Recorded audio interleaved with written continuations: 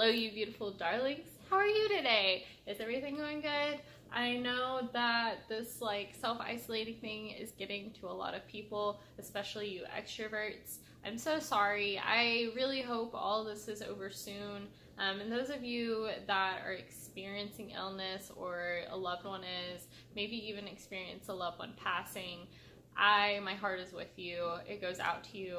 I'm so sorry. This is a really weird time for a lot of people, and we don't know how it's gonna go. I really hope though that we can see a light at the end of the tunnel, but for now I hope you enjoyed the video. Also, I apologize because I have the dishwasher going. Maybe I should stop it. I might just stop it and restart it after the video is done. That's what I'm gonna do.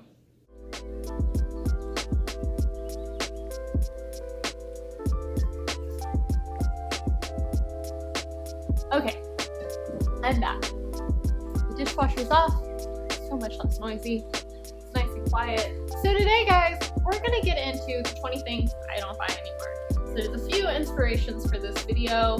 One of those is it's a popular video on YouTube. If you type in 20 things I do not buy on YouTube, look at the amount of them that show up. It's quite a few. Also, a lot of the underlying theme that I know that I want for this channel is frugal living and kind of more minimalistic lifestyle. For me personally, they go hand in hand.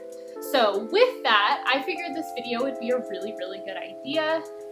There are a few things on this list that I might have a few of, but I do plan to get rid of them here soon. I want to do a video on, or I want to do a series, I guess, on minimalism a little bit.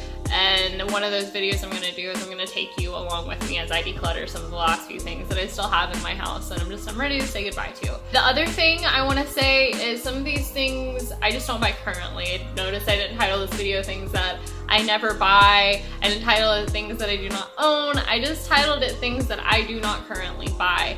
Things might change for me in a year and I might, feel like living a different lifestyle. A lot of the reasons that we live the way that we do now and a lot of the reasons that we don't have those things is because we're on a really tight budget, and obviously a lot of you guys probably are. There's a lot of devastating things in terms of financial aspects going on right now, so they're straining a lot of people, and you might be under it for other reasons. I mean, we are a young couple. We are under financial stress for other reasons as well, so we've been trying to live as frugally as possible. So there are things I might go back to buying in the future, but as for now, I don't buy them. The first one that we do not buy is cable. I've never had cable. I mean, I might have had when I was like a really little kid, but I'm talking in my adult life and all of this. I've never had cable, and I know that there's news and stuff that people look for. That's an argument that I've been given. But I mean, even Hulu, and I think Netflix also, they have live streaming news on the platform. So on that same note, and on the same popular thing of it's kind of going out, but it's still here, is landline phones. And I don't think landline phones will go out. Let me say that. They're always going to exist for like business purposes, but I mean in like a household. But yeah, we don't have a landline. I've never had one as an adult. Always only had a cell phone. Even when I have children, I plan for them to have a cell phone because in my eyes, people that still make the point of having a landline for their children's safety, I understand it, but I would still argue that then having a cell phone is safer. Because let's say that something really was going wrong, like they had a babysitter that wasn't treating them well or something like that. How are they supposed to run away and get in contact with you if it's just a landline? Then maybe I'm extreme, but that's just personally how I look at it, and I don't plan to ever have a landline. My child will have a cell phone. It won't be a fancy one, but they'll have a cell phone always. So with the phone, we don't buy like the newest phone, which is funny that I even bring this up because my fiance did talk to me the other day about how like he really wanted a new phone. But his charging port is messing up a little bit, like it. And let me say that, like, I mean that unless you need one. So obviously if my phone's broken, I'm going to get one. What I mean by not buying a new phone is like not getting the newest upgrade. I used to not be terrible. I wasn't one of those people where like as soon as I used to be an iPhone person, so as soon as the new iPhone would release, it's not like I would be like at the door or something, but I would probably update my phone within 6 months time. Sometimes I had to because it broke or something like that. Other times it just happened that way, like it was a good excuse. But yeah, I'm not really all about new phones all the time anymore. I really started to understand getting comfortable with what I have, and I don't really like changing a lot of it. If you like what you like, then don't fix what's not broke.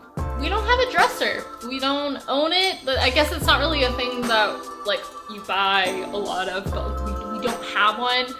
I've thought about, because we do plan, right now we live in Southern California, for those of you that don't know, and we plan on moving back to where we're from, which is Kentucky, southern region, and I just I don't know. We might get one when we move back, but as for now, we don't have a dresser. I haven't had a dresser in a really long time. We pretty much hang everything. I've got like a little shelf I put things on.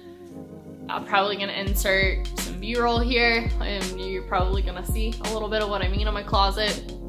But yeah, I don't really have a dresser. Also, I don't have a wax warmer. That's a really common household thing. I have an alternate, which is just getting a pot and a little like glass bowl and filling the pot up with water. This is the same way you would melt chocolate.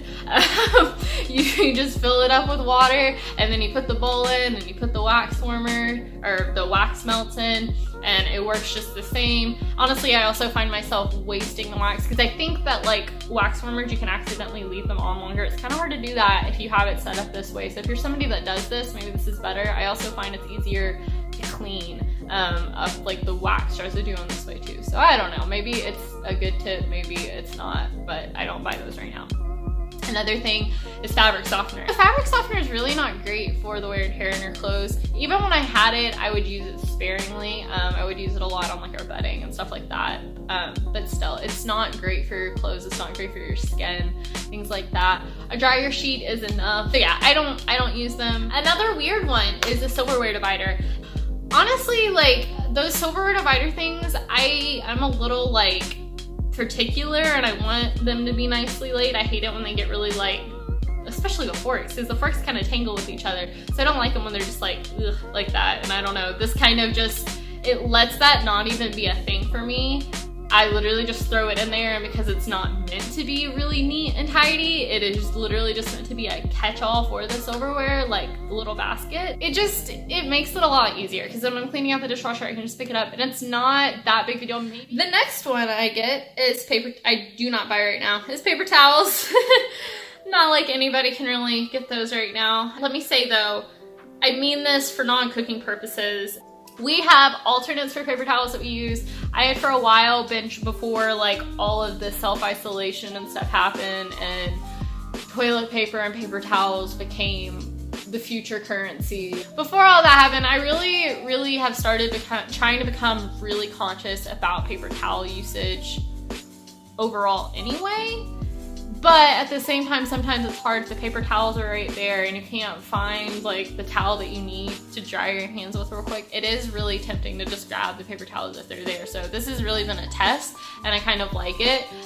But my recommendation is, if you're struggling at the idea of not having paper towels, just try to make sure you have a plethora of types of materials to clean with. So we've got some microfiber, regular washcloths, more linen-like tea towels. I've got like a few small ones, a few large ones. I use those for a multitude of things. They have the the normal classic tea towel with the rough material and stuff. It's great for drying your hands. So if you're looking for something that's more like single use, do you have old t-shirts? Do you have any type of old clothing? My fiance had a lot of those. He actually has a ton of white t-shirts that they're just kind of, they don't fit right anymore. They've been washed so many times, they slowly shrink. Those She Pains ones, About to cut a bunch of those up and turn them into paper towels. The next thing, moving on, is bottled water. And unless it's needed for like a specific purpose, maybe simply like, I don't know, my fiance forgot his on his way to work. Obviously he needs to drink water for the day. There's not a source for him to get water at his work. So obviously he's gonna go buy a bottle of water. I don't want him to not drink water throughout the day. But we don't buy like cases anymore. I finally just bit the bullet and bought our Brita. And honestly, it was really worth the cost, because one, it's helping the environment out a little bit. The earth could always use a little bit of help. It's always helping us out. We live on the whole dang thing. Two, the filter that we have lasts 6 months, which is awesome. So that really does save us a lot of money. So even though it was a big cost up front, I would really look into, if you're worried about cost, because those filters are really expensive, I would really look into getting a 6-month one. If you don't like the idea of that, look into buying the filters in bulk. They're so expensive buying them one at a time. It makes me so angry how expensive they are when you buy them one at a time. But when you buy them in like 3 or 4 packs, it's so much cheaper. So I would really recommend doing that if that's a hesitation or an excuse you've been using not to buy it. Another recommendation I would have is the one that goes on your faucet. We used to have one of those, but the faucet we have now, you can't hook it up that way. So it's not really an option for us. We also have a plethora of things to drink out of. I love using these. I don't really use water bottles. Again, I stay dehydrated, so for me, drinking through a straw encourages me like crazy to drink water. So yeah, I drink out of these. Shane has like a huge water bottle he takes to work.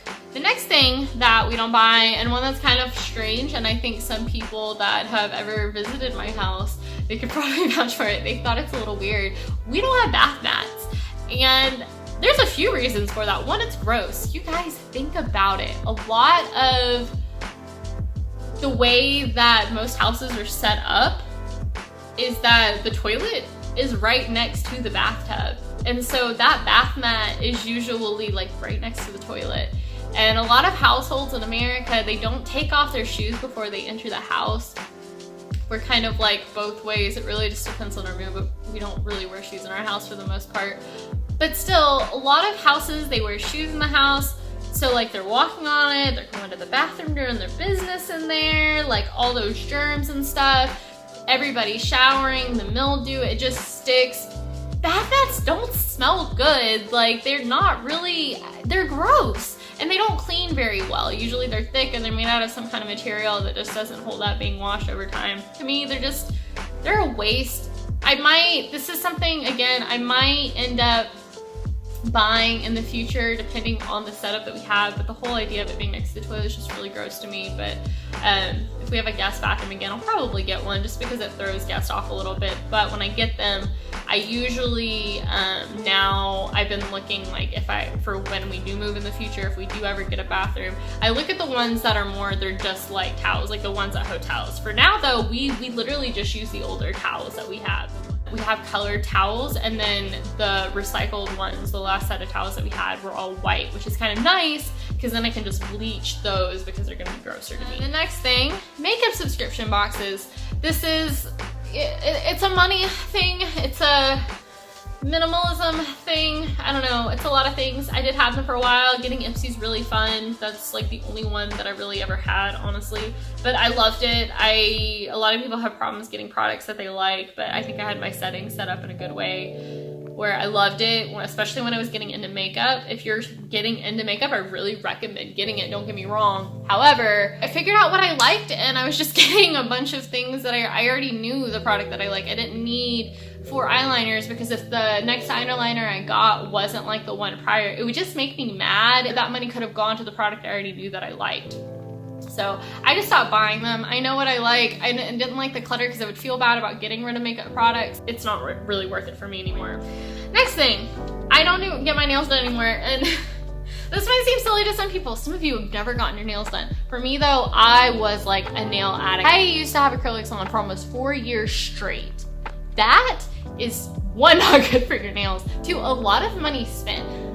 I used to say it was my one little thing to splurge on myself and stuff like that, and it was. There's nothing wrong with getting them done. If that's the way you splurge for yourself, it's fine. Self-care is really important. But before you do, I would just recommend that you really think about if that self-care is really worth it.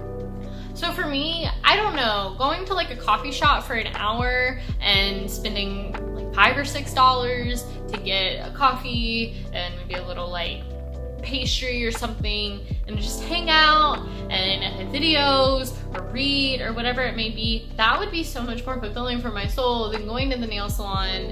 A lot of the hesitation with me is I couldn't deal with the regrowth of my nails process. And I mean, if you guys want a video on how to kind of deal with, what do you want to call it? I don't know, overcoming acrylic nail addiction, let me know. I don't know. But yeah, I know that it is hard when you love something like that as much as I did, but just think what right now, when finances are tight, when that money can be better spent, when you've got goals for that money, for places for it to be going, what's something else you could do? Because you can still do something, but maybe it doesn't need to be so much. Next thing is a top sheet. This is one I did not willingly give up necessarily. My fiance's probably gonna laugh if he watches this, but I did not willingly give this up or anything, but it does come in handy.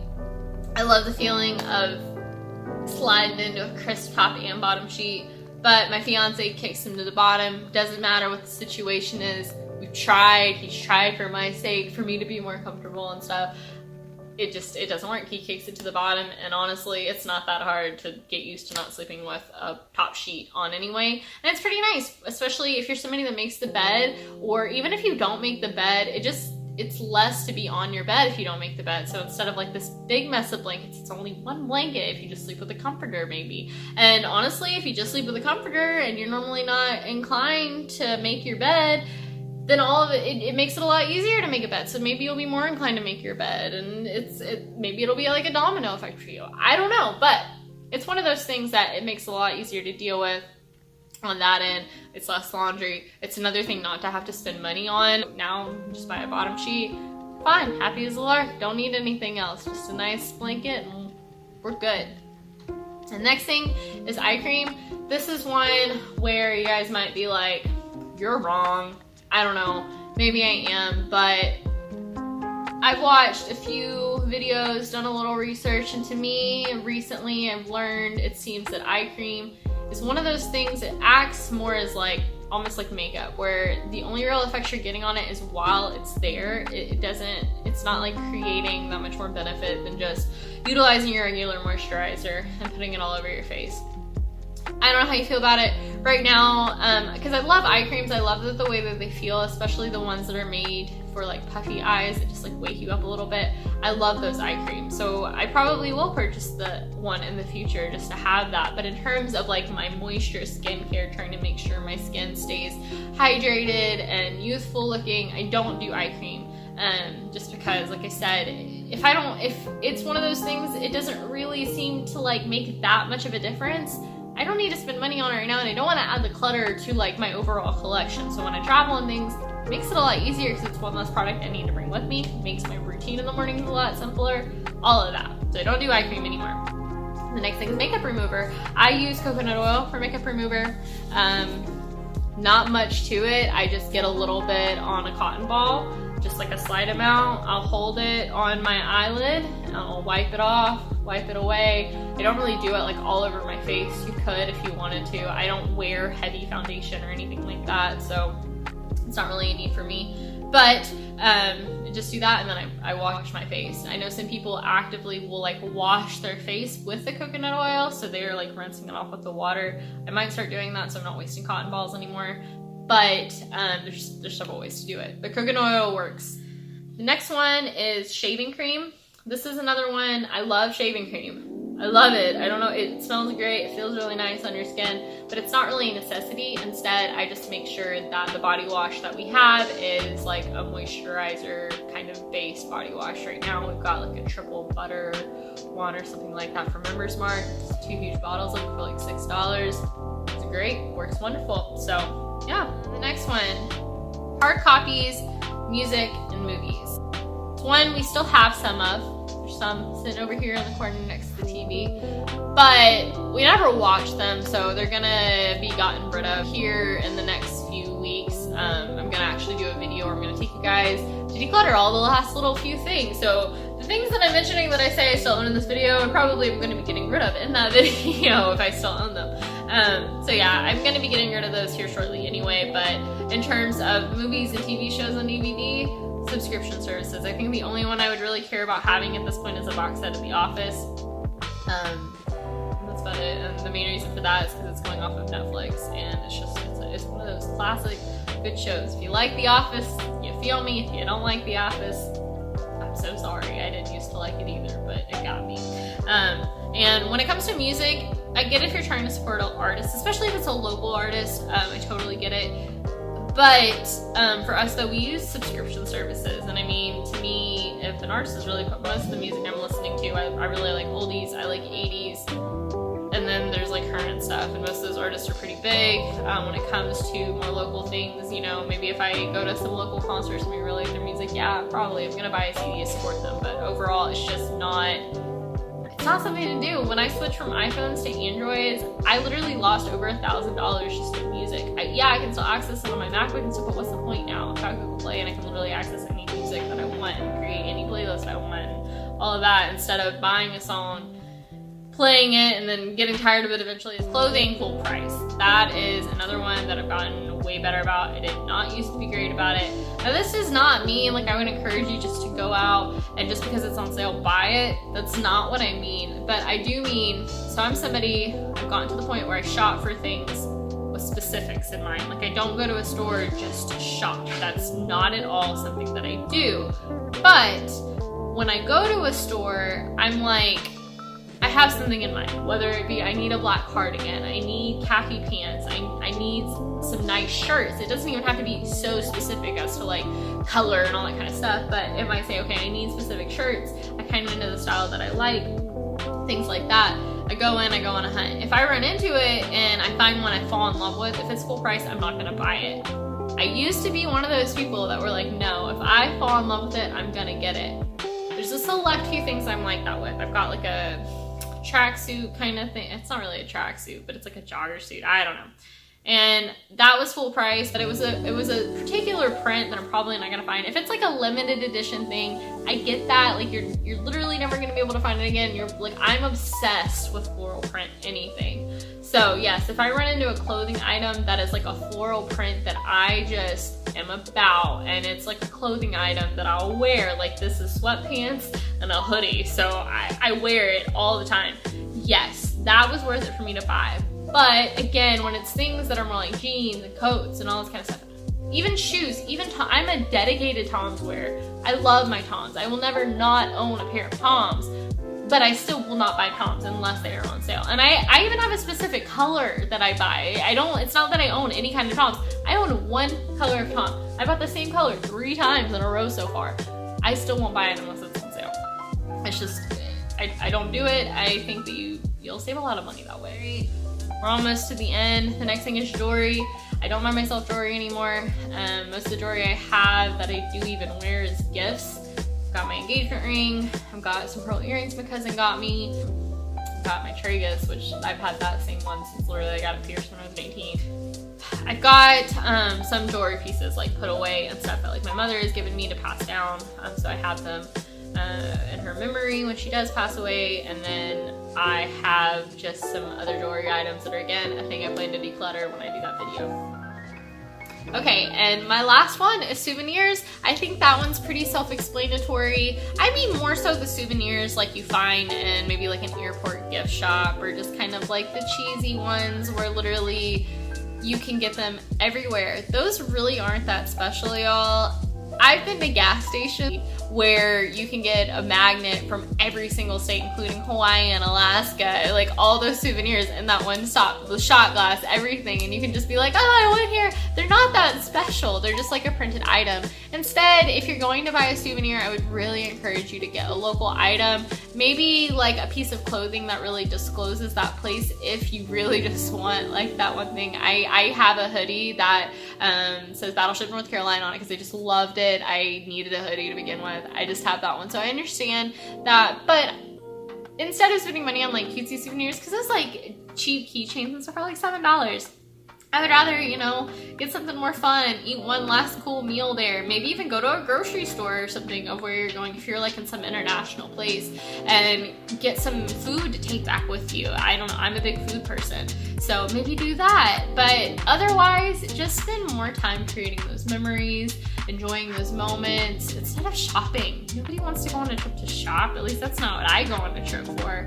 especially a trip that's souvenir worthy usually. I don't want to shop. I want to just keep enjoying where I am. So that would be my last one. So anyway, guys, I hope that you have such an amazing Wednesday despite everything that's going on. I hope that you're able to find something that fills you joy. I hope you enjoyed hanging out with me today, learning about these things. If you've got some things that you don't personally buy or you don't want to buy anymore, and maybe you're trying to not buy them, if anything on this list we've given you good ideas, comment below. Like the video, and if you would, I would love if you would subscribe. I'm so excited to keep producing videos. I've loved hanging out and chatting with you. I'm so excited about the videos that I have planned. Like, you can't even imagine. Oh my gosh, I'm excited learning the editing process, just all that comes with YouTube. I'm so excited for. So I would love it if you guys would subscribe and come along on this journey with me, see where it goes, because it might just be us hanging out in a small group for a while. We might blow up, who knows, but I just would really love for you guys to hang out with me, for us to build our community and just have a place to go, especially during the self-isolation time, for sure. I love all of the support.